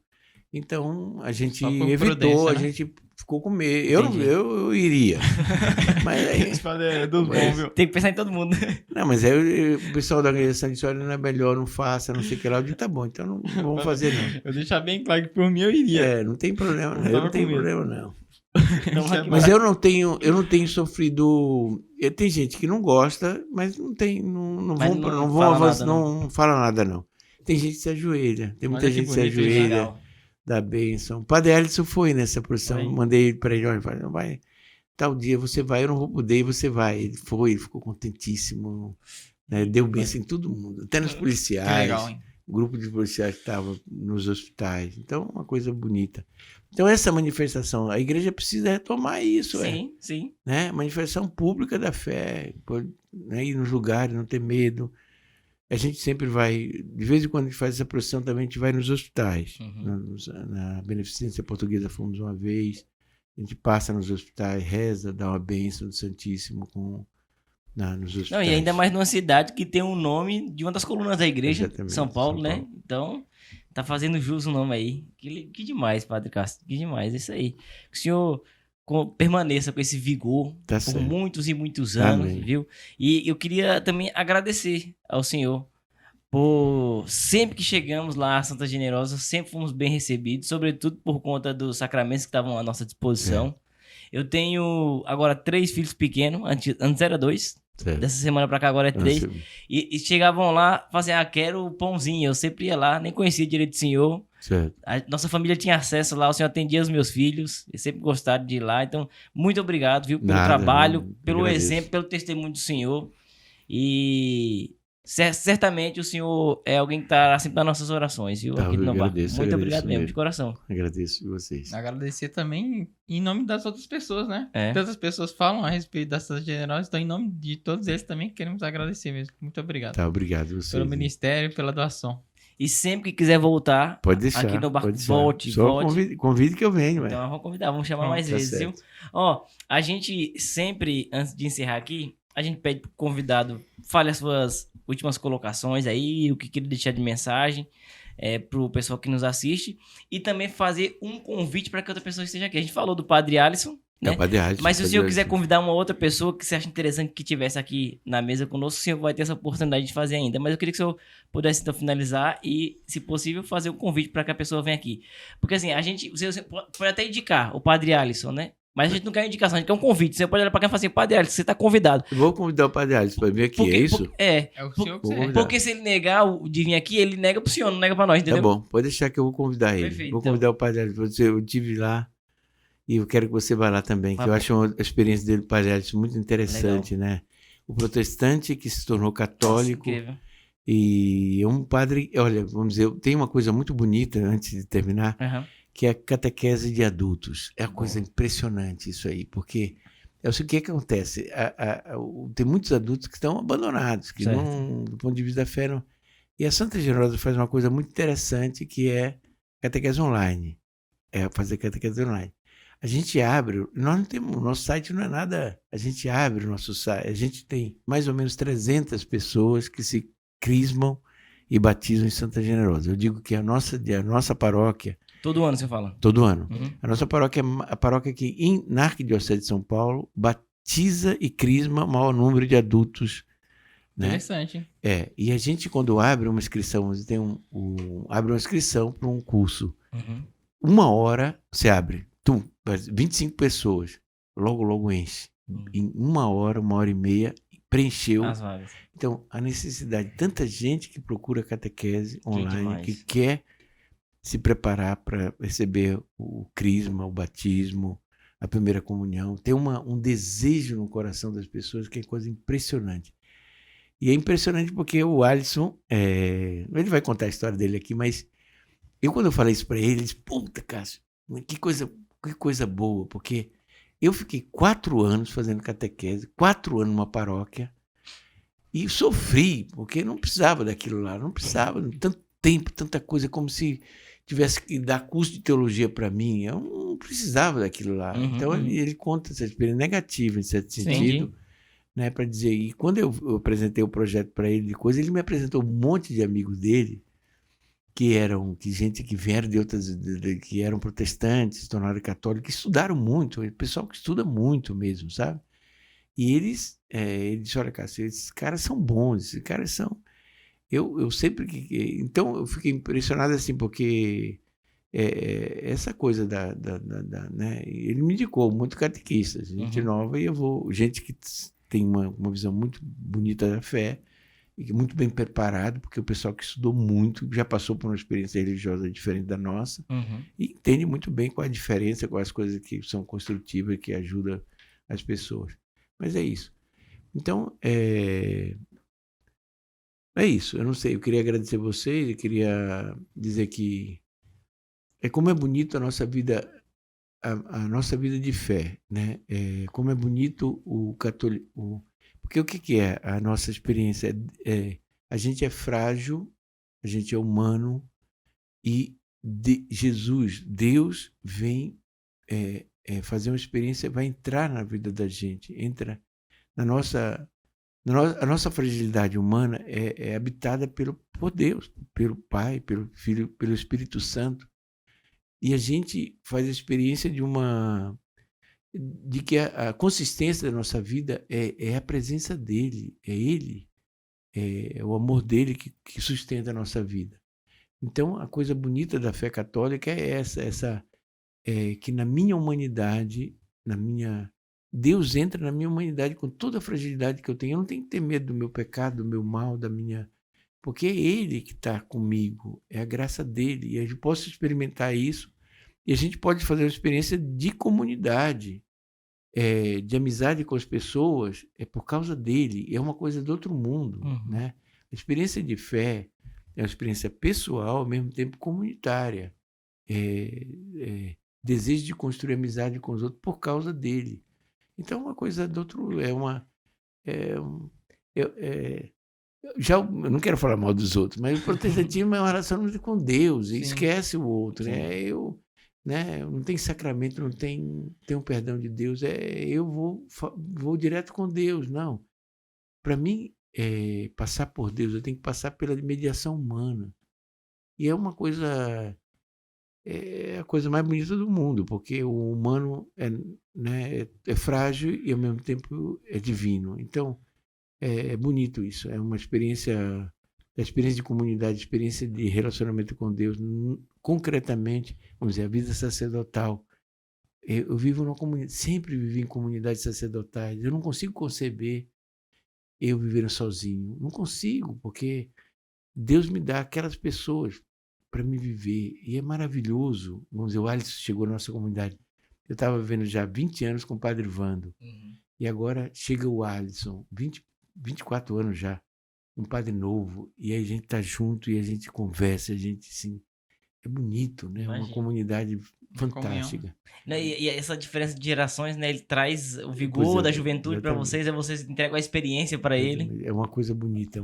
E a gente vê, puxa vida, a gente... Né, ele às vezes explica coisa que eu não... Tem uma clareza, e eu digo, meu Deus do céu, que dom Deus deu para esse menino. Que coisa maravilhosa, né? E é bom que eu admiro, e né, é uma coisa bonita. Então, dizendo, é uma experiência bonita que a gente vive de renovação da nossa vida. E a experiência, o catolicismo é isso, é Deus que entra com você e te realiza plenamente a tua humanidade. Não é uma negação da tua humanidade, mas é uma realização plena. Que coisa bonita é o mistério de Deus, a presença dele na nossa vida. Então, vale a pena a gente viver, né, e contemplar todo dia a beleza que Deus te faz viver. Porque é Ele que Ele te encontra todo dia. Ele não esquece de você. E como é bonito fazer lembrança dele todos os dias na tua vida. Essa é fantástico. Deus não te abandona nunca. Ele não cansa de estar atrás de você. Ele é apaixonado por você. E a coisa simples que a pessoa tem que fazer é deixar ele tocar a tua vida. Ué. Não tem coisa mais bonita Se render, que isso. né? Se render a esse mistério dele. Então, eu desejo para quem está nos, né, acompanhando que cresça esse desejo de deixar Deus realizar a sua vida. Como é um trabalho que a gente vai fazer a vida toda, né? Porque a gente tem a nossa vontade e a vontade de Deus. A gente tem que se adequar sempre a a beleza de Deus na nossa vida. A gente não perde nada, não.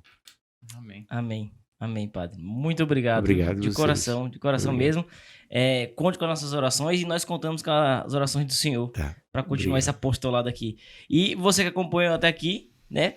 Faz o seguinte, compartilha essa conversa aí com todas as pessoas que você conhece, os grupos da igreja, né? Eu pedi só pra dar uma bênção, né? Pra Sim, encerrar. vamos pedir pra dar uma Seria bênção. interessante. Vamos dizer um glória, agradecendo ao Senhor, né? Glória ao Pai, ao Filho e ao Espírito Santo, como era no princípio, agora e sempre. Amém. O Senhor esteja convosco. Ele está no meio de nós. Abençoe-vos, Deus Todo-Poderoso, Pai, o Filho e o Espírito Santo. Amém. Diante disso, só podemos dizer, permaneça no barco, porque fora do barco, Não há salvação. glória a Deus. Isso aí. Amém. Louvado seja Deus. Obrigado.